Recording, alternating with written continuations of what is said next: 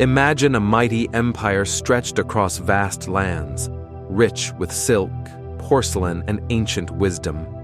Yet within, the cracks were growing. Foreign powers circled like vultures, rebellion brewed in the countryside, and an ancient dynasty faced its final days. This isn't just a tale from dusty history books. This is the dramatic, world-shaping story of the rise of China, born from the ashes of the last of the Qing. Today, we'll unravel the gripping end of China's last imperial dynasty, the Qing, and how its collapse set the stage for China's incredible transformation into the global powerhouse we know today. The Qing dynasty, ruled by the Manchu, had controlled China since 1644. For nearly 300 years, they maintained the mandate of heaven, expanding China's territory to its largest borders. But by the 19th century, the world was changing, and China was falling behind. Western powers, fueled by the Industrial Revolution, knocked on China's doors, or rather, kicked them down. The Opium Wars in the mid-19th centuries were devastating. Britain forced China into humiliating treaties, gaining trading rights and slicing away at Qing authority. The Qing court's failure to push back revealed deep weaknesses. At the same time, inside the empire, chaos brewed. The Taiping Rebellion, one of the deadliest civil wars in history, shook southern China in the 1850s and 60s, costing over 20 million lives. Add to that the Boxer Rebellion at the turn of the century, when desperate Chinese nationalists tried to expel foreign influence, only to be crushed by an 8-nation alliance. But here's the twist. Despite these disasters, the seeds of the modern rise of China were being planted. The Qing's attempts at reform, known as the self-strengthening movement, tried to blend Western technology with Chinese tradition. Railways, modern factories, military schools, all emerged in this period.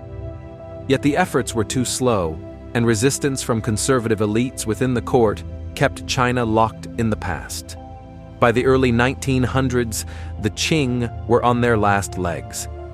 Empress Dowager Cixi, one of the most powerful women in Chinese history, ruled from behind the throne but left a mixed legacy.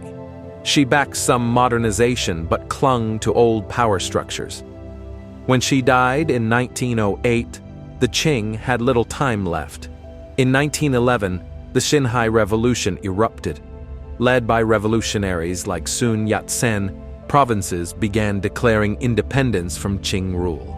By 1912, the 6-year-old Emperor Puyi was forced to abdicate, ending over 2,000 years of imperial rule in China. But the collapse of the Qing dynasty wasn't just an ending. It was a reset button. The decades that followed were turbulent.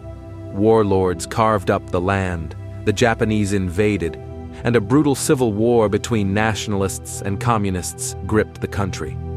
Yet from this chaos emerged a new China, a China that would rise, rebuild, and eventually challenge the global order. Understanding the fall of the Qing is key to understanding China's transformation.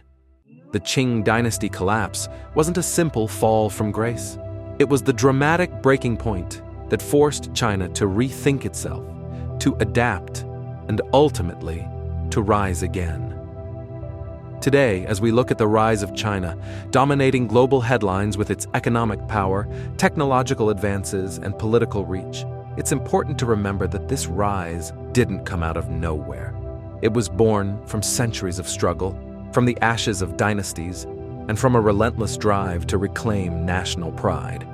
If you enjoyed this journey through the dramatic end of the Qing and the roots of China's rise, don't forget to like this video and subscribe to Unrevealed Facts for more untold stories that shape our world. Thanks for watching. And remember, history isn't just the past. It's the key to understanding today.